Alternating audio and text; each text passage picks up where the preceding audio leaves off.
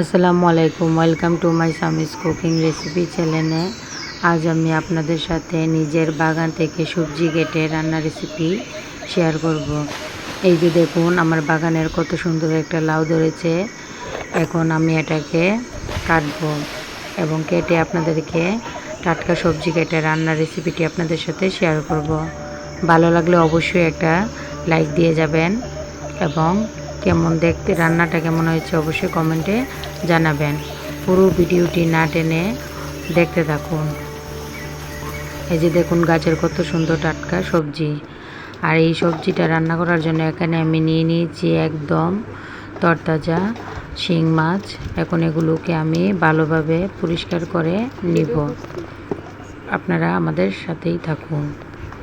এই যে দেখুন, আমি একদম সুন্দর করে পরিষ্কার করে নিয়েছি। আপনারা যদি শিং মাছ পরিষ্কারের টিপসটি জানতে চান তাহলে অবশ্যই আমার চ্যানেলে কমেন্টে জানাবেন। আর এখানে আমি রান্নার জন্য নিয়েছি টমেটো, কাঁচামরিচ, ধনেপাতা এবং পেঁয়াজ কুচি। আর এখানে আমি নিয়ে নিয়েছি সুন্দর করে শিং মাছগুলোকে কেটে ধুয়ে নিয়েছি। প্রথমে পাতিলায় আমি তেল দিয়ে দিয়েছি। তেল যখন ভালো করে গরম হবে তখন এতে আমি দিয়ে দিব পেঁয়াজ কুচি। দিয়ে আমি পেঁয়াজগুলো ভালোভাবে নেড়ে ছেড়ে ব্রাউন কালার করে ভেজে নেব।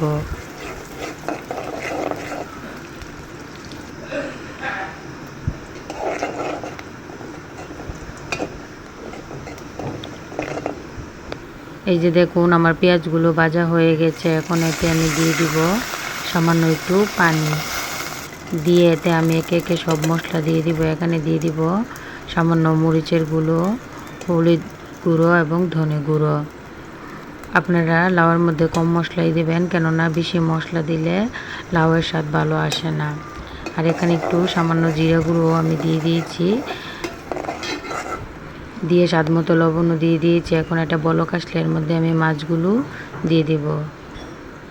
যে এখন আমি মাছগুলো দিয়ে দিচ্ছি। দিয়ে ভালোভাবে নেড়েচেড়ে মশলাগুলোর সাথে মিশিয়ে মাছগুলো সেদ্ধ হওয়ার জন্য একটা ঢাকনা দিয়ে ঢেকে দিব। ফিরে আসছি 2 থেকে 3 মিনিট পরে। এই যে দেখুন, 2 থেকে 3 মিনিট পরে ফিরে আসলাম। আমার মাছগুলো খুব সুন্দর করে সিদ্ধ হয়ে গেছে। এখন এগুলোকে আমি আস্তে আস্তে নামিয়ে নেব। এরকম বাগানে টাটকা সবজি রান্না করে, তাও বা শিং মাছ দিয়ে আপনারা খেয়ে দেখবেন। যে আমি সবগুলো নামিয়ে নিয়েছি। এখন একই মশলার মধ্যে আমি লাউগুলো দিয়ে দিব। দিয়ে ভালোভাবে নেড়েচেড়ে মশলাগুলোর সাথে মিশিয়ে নেব। আমি আর এক্সট্রা পানি দেব না। এই পানি দিয়ে আমার যেহেতু টাটকা গাছের লাউ সিদ্ধ হয়ে যাবে। এখন একটা ঢাকনা দিয়ে ঢেকে দেব লাউগুলো সিদ্ধ হওয়ার জন্য। এখন এর মধ্যে আমি দিয়ে দিব একটু টমেটো কুচি এবং উপর দিয়ে দিব কয়েকটা কাঁচামরিচ। দিয়ে আমি 6 থেকে 7 মিনিট রান্না করে নেব। দেখুন, আমার লাউগুলো সুন্দর করে সিদ্ধ হয়ে গেছে। এখন এর মধ্যে আমি উঠিয়ে রাখা মাছগুলো দিয়ে দেব।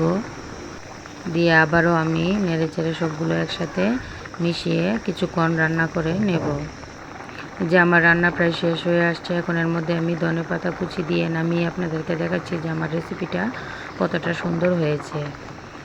আপনারা ওইভাবে টাটকা সবজি দিয়ে রান্না করে খেয়ে দেখবেন। শীতকালীন সবজি খুবই মজাদার একটি রেসিপি। এই যে দেখুন, আমার রেসিপিটা কতটা সুন্দর হয়েছে। এরকম আরও নিত্য নতুন রেসিপি পেতে আমার চ্যানেলটি সবাই সাবস্ক্রাইব করবেন এবং ভালো লাগলে অবশ্যই একটা লাইক দিয়ে যাবেন।